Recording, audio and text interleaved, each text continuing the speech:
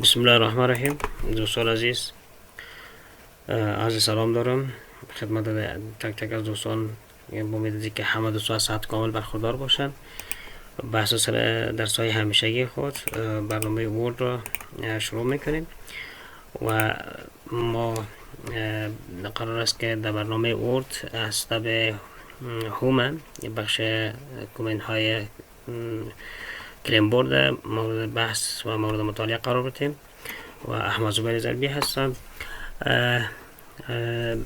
به حساب ما چطور می‌داریم که از مینوی تب هوم که بخش کلیمبورد هست، مغازینش که کلیمبورد هست، که شامل کومنت های کات، کاپی، فرمات پوینتر و پیست می باشد، چطور میتونیم از استفاده بکنیم. در صورت ما در صورتی که یک متن ما داشته باشیم میتونیم که به خوبترین چه کنیم استفاده بکنیم. ببینید یک ما پاراگراف داریم اینجا. در این صورت پاراگراف ما فکر کنید که درباره موضوعات یک گزارش به حساب کاری هست. مثلا ما کابل رو میکنیم اینجا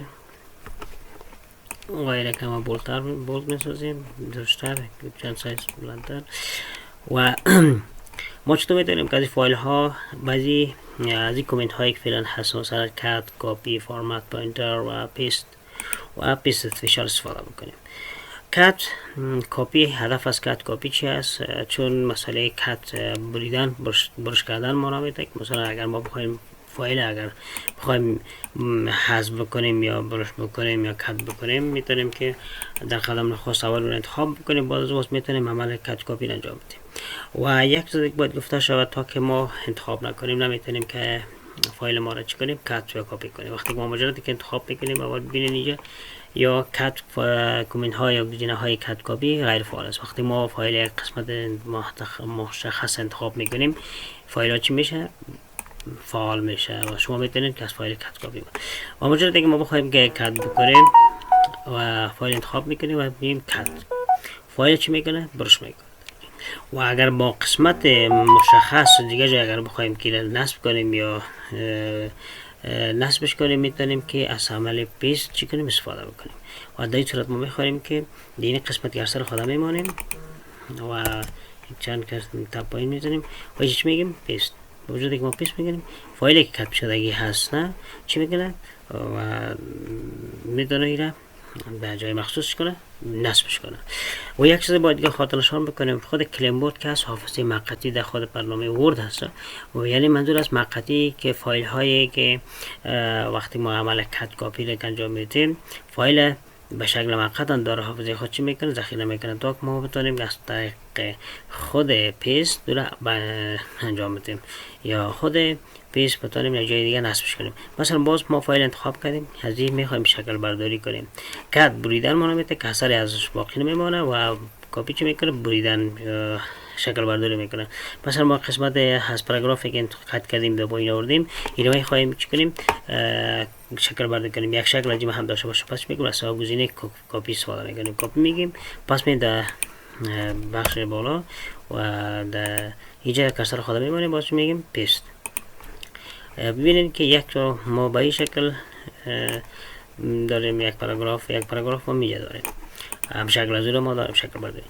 و یک موضوع دیگر رو میخوایم در حساب فضیلی فرمت پوینتر چی است.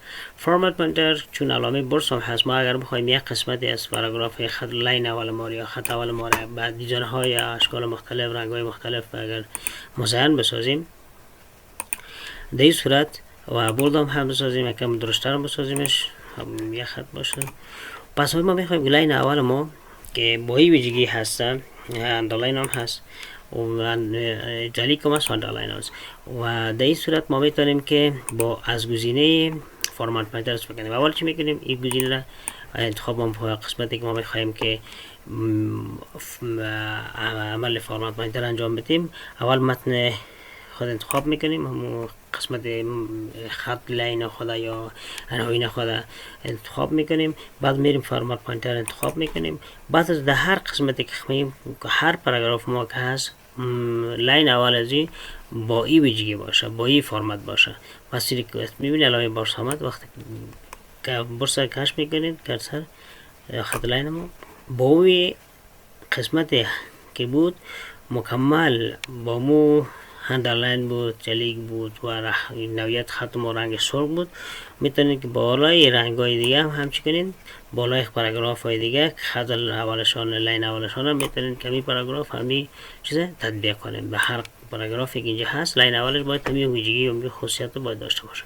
معمولا به خاطر عناوینی در نظر گرفته میشه که عناوین ما بخوایم که مثلا این عنوان ما که هست سایزش اندازش نسبت به پاراگراف بدن موضوع ما فرق میکنه، پس ما بتونیم که تمام عناوینی که مختلف داشته باشیم با این تطبیق شود. مثلا به می عنوانی که فعلا هست و دیگر عنوان ما همچنان به می اندازه و می سایز باید باشه. در صورت ما میتونیم که از فرمت پوینتر استفاده بکنیم.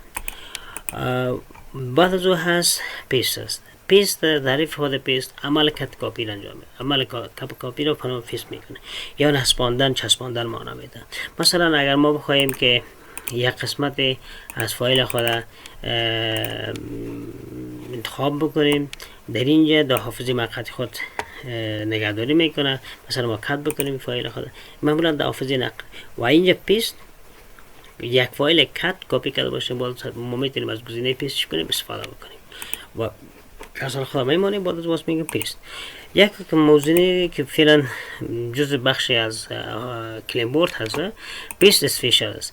پیست اسپیشل موضوع است. پیست اسپیشل است مثلا برنامه ورد ما قادر به بعضی کارها نیست. مثلا ما نمیتونیم کار محاسباتی را در برنامه ورد انجام بدیم، هیچ منوی هست نداره. یک بخش کویشن یا بخش به محاسبه داره مگر او دست نیست. در این صورت ما میتونیم که با استفاده از برنامه اکسل میتونیم یک جدول ماشات ترتیب کنیم، تنظیم بکنیم، بعد از او میتونیم با این رو بیاریم راپور ماشات در برنامه ورد و او را با استفاده از پیست اسپیشل میتونیم که در برنامه ورد رو انتقال بدیم.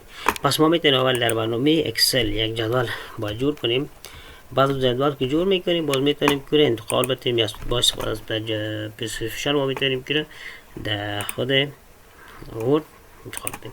مثلا ما یک قسمت جدول مشخص میکنم در برنامه اکسل شیت که فعلا موجود هست، ما یک قسمت انتخاب میکنم و بعد از او هیره جدول ما تکمیل میکنم. اول نوشته میکنم نمبر، بعد از او نیم،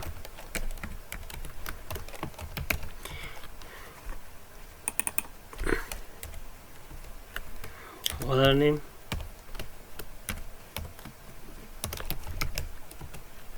بعد از او پوزیشن، با سالری، overtime، باز توتال، منظور از توتال مجموعش و اینجا نمبرش هم میذاریم. میشنید به شکل خودکار شما در برنامه اکسل ویژگی خاص داره. اکسل خود برنامه هست که به خاطر محاسبات انجام میشه و نامش هم میشه که شما بای الفبای انگلیسی بزنین که برای راحتی بخاطر که نام نوشته کردن در مشکل هست. B A B C D E F G H I J K L M و به این شکل نام پدرش هم همچنان به این شکل یک حرف آباد باشه و بعد از اون پوزیشن هایشان که هست مثلا آیتی هست، منیجر هست،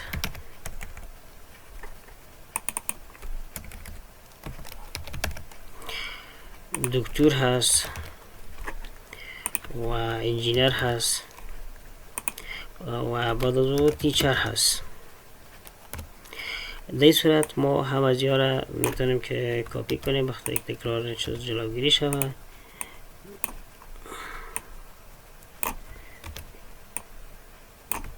اینجا و ماشای متفاوت دارند یا هر کدام از یا مثلا از 1000 افغانی آیتی که از 1000 هست، دکتر که از 2000 افغانی هست، منیجر که 2000 افغانی هست، که دکتر هم 3000 افغانی هست، انجینیر هم 4000 افغانی معاش های خود دارن.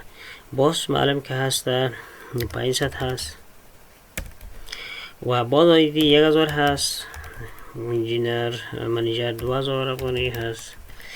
بعد از او دکتر که 3000 و انجینرون که از 4000 افغانی و معلوم هم 500 افغانی و دکتر که هست چند است معاشش 3000 افغانی هست و انجینرون که هست 4000 افغانی هست معلوم هست 500 افغانی.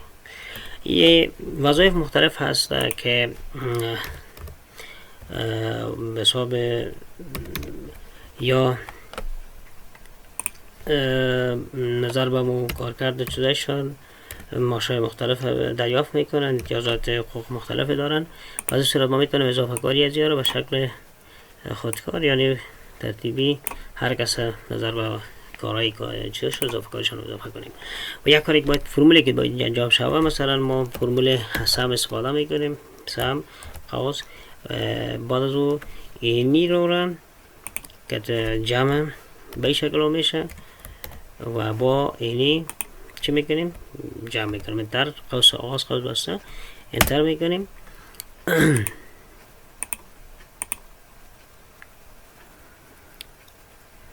بخشین سهم هدف هست باید ام باید بخواد اینجا. بعد از که ما روح اول اگه بساب کالم اول اگه ما جمع کردیم میتونیم بالای کالم های بعدی اگر ما بخوایم تطبیقش بکنیم میتونیم با استفاده از کرسر وقتی کرسر اینجا میمونیم فرمول هم برای ما نشان میده که فرمول ما کدام فرمول انجام دادیم. مثلا G5 منظور از G5 اینی هسته، این 5 شامی هسته به شکل و G هم هست و K5 هم منظور است اینی رو کالم هست و رویش هم 5 هسته و این با هم چی کرده جمع کرده که نتیجه مینی شده. و اگر ما خواهیم که بالای دیگر اینی کل تمام اینی دانه خانه ها با هم جمع شوه پس کرسر علامه مثبت ظاهر میشه، این کش میکنه به شکل خودکار دیگر رو هم همچنان چی میکنه جمع میکنه با اضافه کاریشان که چقدر میشه.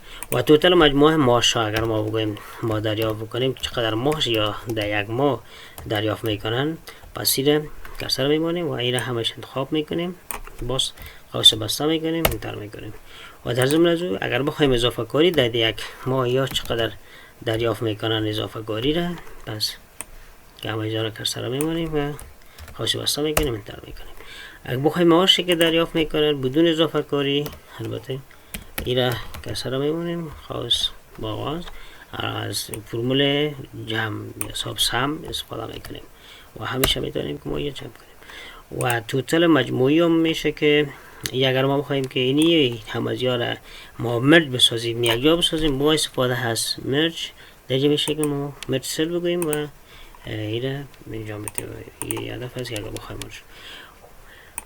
و بعد از او اگر بخوایم که اینی روی ما که هست نظر به نمبر بسیار زیاد خورده است پس ما یک کلیک اینجا میکنیم دو کلیک میکنیم با اندازه هم محتویات کانترنت ما چی میشه خورد میشه و همچنان نام هم همچنان فادر نیم هم همچنان پوزیشن هم هر کدام باشه که شما خواسته باشین به اندازه اگر فت شوه به اندازه همون محتویات آن جور شوه پس شما میتونین که یک دو کلیک کنین دوجه بتون همیشه اگر موقعیت جایشان اگر تعیین کنین از طریق خیلی الاینمنت رو میتونین که موقعیت جایشان چکنین تعیین کنین. این جدول ما جور شد ترتیب شد. پس می اول در خدمت خاص باید این ما سیو باید بکنین. در سیو میریم در فایل بعد از اون میگیم سیو در کامپیوتر و در روی براوز میریم در روی صفحه کامپیوتر ما چی میکنیم این سیو میکنیم با نام بوک ون و این را که سیو کردیم. این حالا ما میخواییم که چطور میتونیم با برنامه ورد انتقال بدیم. حالا فکر کنید در اینجا برنامه علایده هست و یا برنامه علایده است. ما چطور میتونیم که با برنامه ورد انتقال بدیم. پس تمام فایل ها رو انتخاب میکنیم اینجا همون قسمت جدوله. پس میریم در کجا این میگیم که کاپی باز میریم در برنامه ورد بس کرسر ما اینجا میمانیم میگیم پیست چی؟ پیست اسپیشل پس با پیستش یک جدول براتون باز میشه. دو آپشن داره پیست و پیست لینک. پیست لینک منظورش از این است که وقتی که ما پیست لینک انتخاب میکنیم که یک ارتباط باید داشته باشه، یک مستقیم بتونیم که جدول خوده هر تغییراتی که لازم باشه ما دو دریافت بکنیم. پس چی میگیم؟ بیست لینک انتخاب میکنیم و برنامه که کار شده و ما از پیش شارک استفاده میکنیم. کدام برنامه هست قبل جدول جور کردیم؟ برنامه اکسل است. او انتخاب میکنیم. باز چی میگیم؟ اوکی. با مجرد اوکی میکنیم دیگه جدول ما ظاهر میشه. وقتی که جدول ما ظاهر شد و لینک از منظور هزی است که اگر ما یک کلیک اینجا بکنیم مستقیم در ما را در اکسل میبره و یک ویژگی داره. دوم ویژگی که داره که اگر ما هر تغییراتی که در اینجا وضع کنیم در اونجا هم چی میگه تغییرات وضع میشه. مثلا ما میخوایم که رنگ زیر سرخ بسازم و قبلش هم زرد بسازم و مقدارهایی که فعلا هست مثلا ماشه آیتی را ما 1500 جور میکنم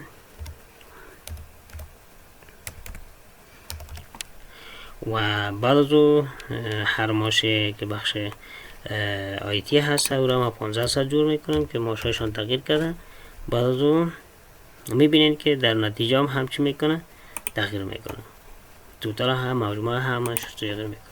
وقتی که ما تغییرات میاریم در جدول عمومی هم همچنان تغییرات وضع میشه. اگر ما بخوایم که هیچ تغییرات داریم ناگزیر هستیم باید کلیک بکنیم. باید کلیک بکنیم در مستقیم ما رو در برنامه اکسل میبره. وقتی که در برنامه اکسل که بود ما شما میتونید تغییرات رو چی کنید وضع بکنید. این بود بخش برنامه اکسل و ما در امروز ما در برنامه هوم 3-4 گزینه را ما مورد مطالعه قرار دادیم. مثلا 5 گزینه کات، کپی، فرمت پوینتر و پیست استیشن.